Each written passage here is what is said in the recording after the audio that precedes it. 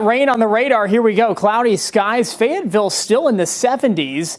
Everybody else in the mid to upper 60s on the Whitley Law Firm Weather Camera Network. It hasn't rained in Raleigh proper, if you will, yet. That's going to change over the next half hour to 45 minutes. Here's where I'm really concerned about the flooding threat materializing right around US 64. We'll push the radar over there in here in just a second and show you that. The rain now pushing towards Cary, RDU. It'll move towards the PNC Arena area here shortly as well. Durham, you're about to get a shower that's probably going to last about a half hour or so. But you see the pattern with this rain just riding right up and down US 64 from Asheboro towards Siler City, Pittsburgh, and eventually into Apex.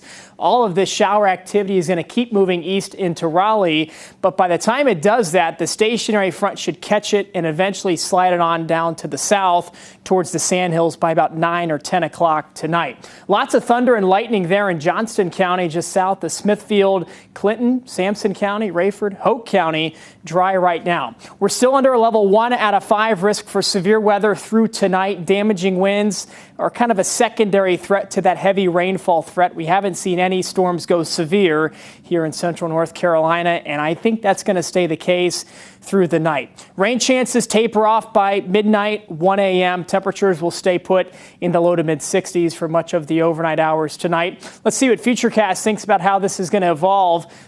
Futurecast might be a little bit too fast with how it's dropping down the cold front, which is, well, what is now a stationary front, but it'll turn into a cold front as it moves off to the south. So the Sandhills, your action time for showers and storms, some heavy rainfall, frequent lightning, 9 to 11 p.m. tonight. Everybody's done by 1 or 2 a.m. We dry out for pretty much all of the day on Sunday, mostly cloudy skies. There'll be a few peaks of sun, though, in the afternoon. Can't rule out a stray sprinkle tomorrow, but I think 90 to 95% of us stay dry. The work week starts mostly cloudy, a few peaks of sun later in the day on Monday as well. We're about a half a dozen degrees below average tomorrow afternoon because we'll be stuck in the clouds most of the day. Highs generally in the low to mid 70s tomorrow, but that kickstarts a warming trend Monday, Tuesday, Wednesday, back close to 90 by Wednesday and Thursday. And the time of year, you know what that comes with, some humidity as well by the middle part of the work week. The next weather maker doesn't really arrive for several days. We're dry Monday, Tuesday, Wednesday, probably Thursday too.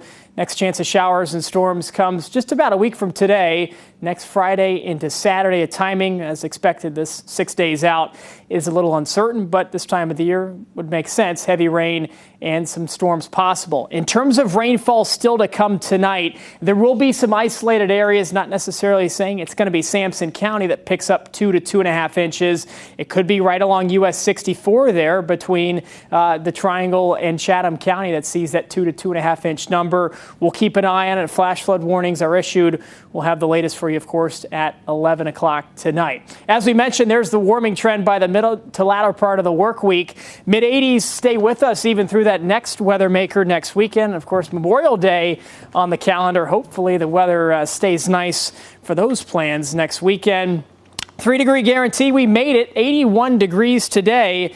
78 the high by a whisker, Todd.